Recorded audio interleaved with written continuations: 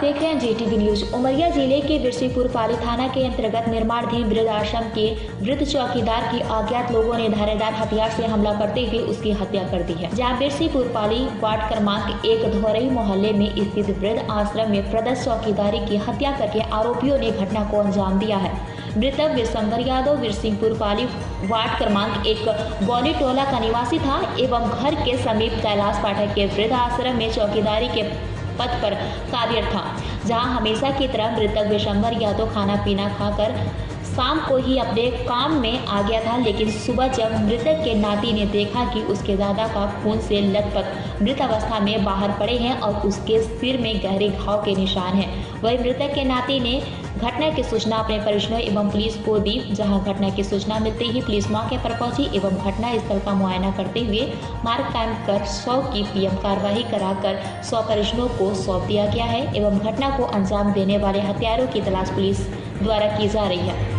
गौरतलब है कि कोरोना काल के दौरान जिले में हत्या होने की यह कोई पहली घटना नहीं है, जहां इसके पूर्व में भी अनेकों घटनाएं हो चुकी हैं एवं आए दिन घटनाओं में निरंतर इजाफा हो रहा है और जिले वासियों में निरंतर हो रही घटनाओं को लेकर भय का माहौल व्याप्त है, जहां आरोपियों की गिरफ्तारी के लिए पुलिस अधीक्षक से मांग की गई है। पेश उमरिया से शंकर सिंह चंदेल की एक खास रिपोर्ट। पीछे जो है कई कारण हो सकते हैं।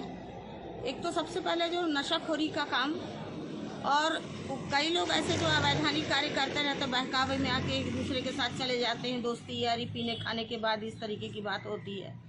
तो मनुष्य जीवन बड़ा ही जो है अमूल्य है और कहीं भी जाने और कोई भी काम करने के पहले 10 बार सोचना चाहिए और ऐसी निर्जन स्थान में ऐसी जगह न जाएं ताकि उस ऐसी घटना कारित हो और पुनः उसी बात पर आने वाला समय सुखमय और सुखदकारी हो। धन्यवाद। वृद्धाश्रम में कार्य करता था, रात में चौकीदारी करता था। उसका नाम विशंभर यादव है। कैसे पता चला आपको? कैसे? मेरे को सवेरे 2 लोग गए थे, घनश्याम और एक जन उसका लड़का गया था और उसने बताया कि पिताजी मेरे लेटे हुए हैं, ऐसा लगता कोई उनको चोटिल किया है तो तुम जल्दी आओ। तो बल्कि मैंने बोला कि क्या रिपोर्ट थाने में कर दी? तो बोला हाँ मैं थाने में रिपोर्ट कर। तो मैं सीधे खेत आ गया। तो खेत में आया तो पुलिस वाले यहाँ पे मौजूद है। मेरा नाम विशंभर यादव है। विशंभर यादव अपने परिवार के साथ में भोजन किया। भोजन पानी करने के बाद में रात्रि में अपनी ड्यूटी पर आया। ड्यूटी पर आने के बाद में सुबह उसकी लाश खून से लथपथ बड़ी दर्दनीय और बड़ी दयनीय स्थिति में मृतक पाई गई और उसकी लाश पाई जाने के बाद में बड़ी सनसनी और बड़ी चिंता का विषय है कि लगातार हमारे जिला उमरिया में कोविड-19 कोरोना काल से लेके और आगे पीछे भी ऐसे दुष्टों का, ऐसे दुराचारियों का, अपराधियों का हौसला लगातार बढ़ता जा रहा है कि कई ऐसे मौतें, ऐसी घटनाएं हुई जिनका सुराग पुलिस महोदय अधीक्षक अभी तक सही ढंग से नहीं पा पाए हैं। इसी के लिए हमारी जनता, जिले की, हमारी समाज और हम सभी ये चाहते हैं कि पुलिस अधीक्षक महोदय से अपील है करते हुए कि इन अपराधियों तक किसी भी दशा में पहुंच करके और ऐसे अपराधियों को चिन्हित करके इनको कठोर से कठोर और कठिन से कठिन कार्यवाही करते हुए इनको अपराध के अंतर्गत इनको दंड दिया जाए और इनके साथ में अन्य अपराधियों और दोषियों को भी जानकारी लेते हुए और ऐसे अपराध में जुड़े हुए अपराधियों को तत्काल गिरफ्तार करके और इनको सबको अपराध न करने का शपथ दिलाने का कार्य कराया जाए कि हमारा जन जीवन सबका सुरक्षित रहे और अच्छे रहें। वास्तव में यह हृदय विदारक घटना है।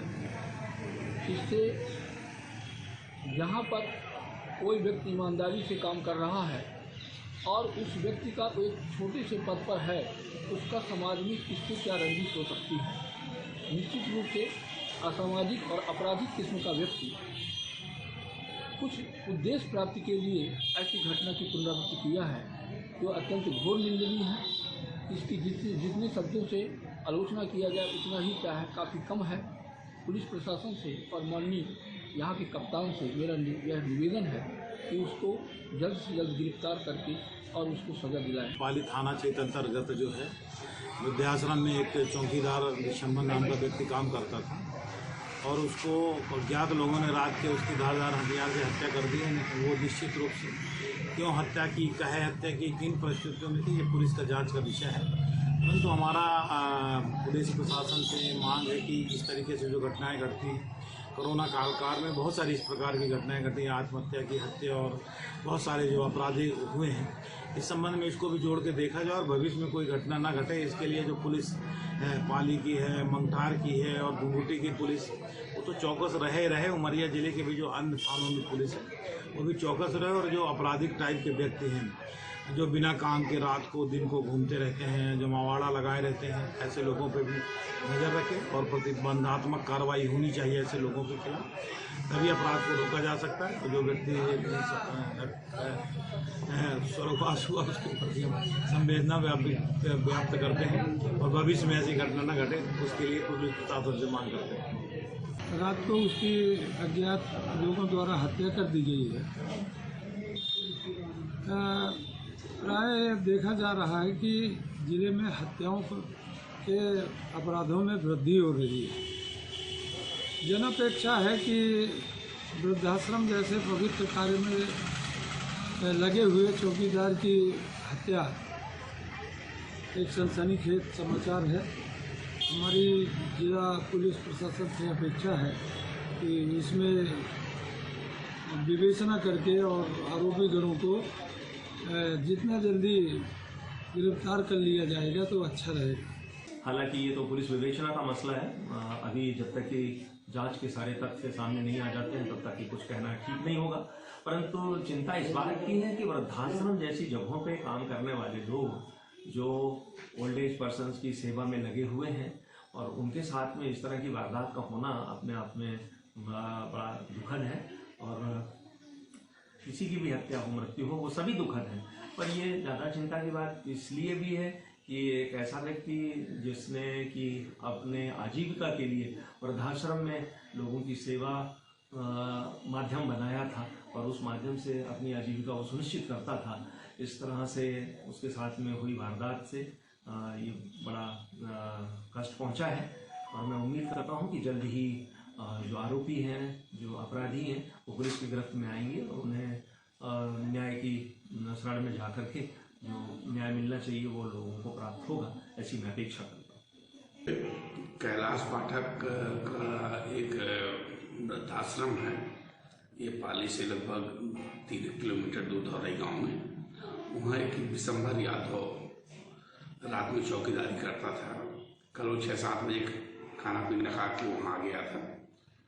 सुबह 100 डायल में सूचना मिली कि उसके लड़के ने सूचना दी, राजी ने सुनी कि उसके पिताजी की डेड बॉडी पड़ी हुई है।